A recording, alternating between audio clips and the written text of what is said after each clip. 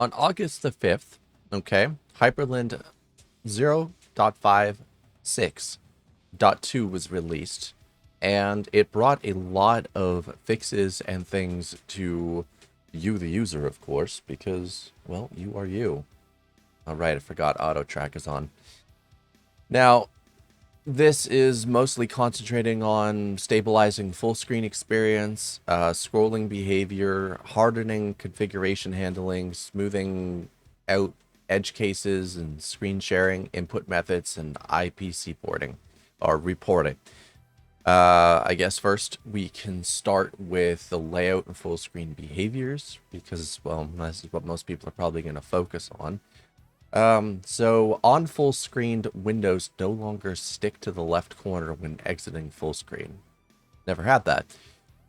In the scrolling layout, windows previously snapped to the top left corner of the screen rather than honoring the configured focus fit method. The fix restores proper positioning, so exiting full screen places the window back where it belongs. Nice little pull request there. Let's go into Hyprland and turn on scrolling to see if this is actually true. Because again, I do have everything that I need here. Now they said in scrolling, it would be focused fit method. Follow focus fit method. So 1. Or do we set it to 2? That's the thing I want to know. Let's try. Okay. Why does that go down there? This is a scrolling, like it shouldn't do that. There we go. So I actually had to, and no, it's back again. Let's try that. Oh, that one's a little bit worse.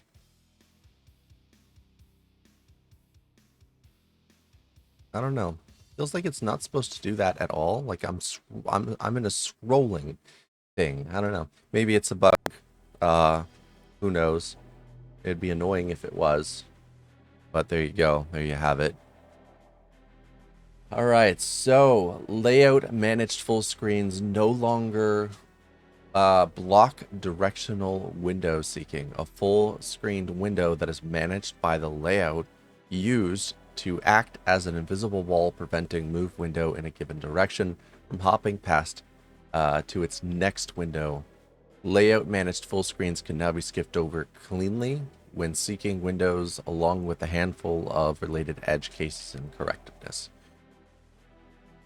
I don't know honestly what that means. Does it mean like this? I don't know. That's the thing. There's no real example of what they talk about unless I go to the given pull request. And there's no testing, no videos, nothing. So I don't know what to do on that one. All right, the original full screen behavior returns as a companion to the directional seeking fix. The classic behavior of full screen and scrolling layout has been brought back, so that the layout feels more familiar to longtime users rather than introducing a new subtle behavior regressions. Let me check that pull request as well. See, why I don't see any regressions is not a good... No, shouldn't do that. You should just be like, okay, how do I reproduce it? Minor polish on top of the full screen workup, a follow-up pass applies to small refinements to the interactions between scrolling, full screen, and focus, smoothing out the rough edges introduced by the above changes. Oh, ain't that nice? Let's take a look at that pull request, see if there's a video or anything in here. I love it. He's like, I had issues in the past thing. Let me just go fix it. You gotta love people's want and need to make sure everything works well. All right, so this one's a big one. Duplicate config values no longer crash Hyprland. So defining the same config value more than once could trigger a crash during parsing. The parser now handles the duplicate definitions gracefully instead of falling over. That is absolutely brilliant. I like that. So the next one is gaps out no longer overrides float gaps. Applying the gaps out window rule previously clobbered the outer gap set for floating windows via float gaps. Floating window gaps now take precedence as intended, so a window could have independence, outer and floating gap settings without fighting each other, as it should have been from the beginning. I believe that I put that in decoration, or did I put that in general? Right here. Do we have, no, where's, I should have floating gaps. Where's my float gaps?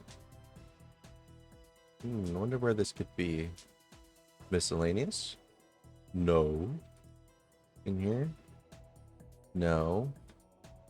Now, I have a lot of settings, by the way. Render on focused FPS. Thank God that's been fixed. Yeah, I don't know. I don't have it, so I'm probably going to have to add that in somewhere. Probably going to add it into either... Yeah, I'm probably going to add it in here.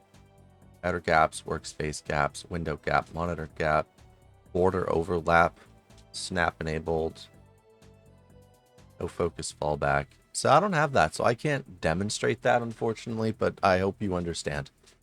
Minor rules are rechecked during monitor ensure. The monitor rule manager now revalidates mirroring rules whenever monitors are ensured, making mirror assessment more reliable when monitors are added, removed, and reconfigured at runtime. So you should run into less issues with your configurations. Now we're jumping into the screen sharing and the rendering parts of things. I'll close this window here real quick because we don't need that one open.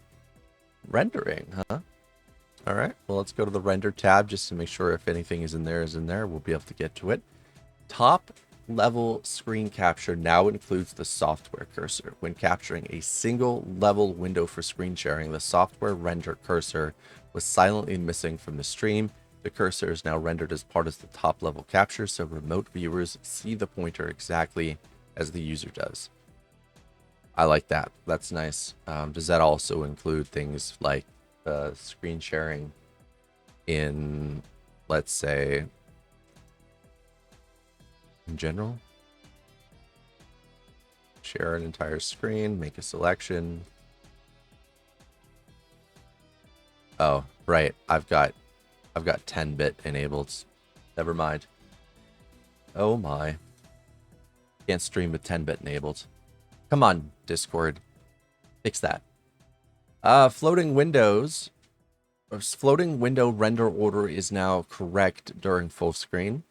So when one floating window was full screened, the render order of the other floating windows could be wrong, causing them to appear underneath or on top of other unexpectedly.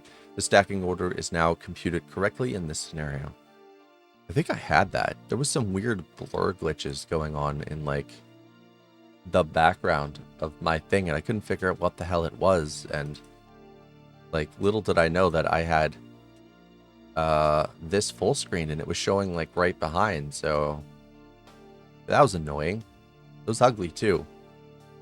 The depth buffer is invalidated alongside color.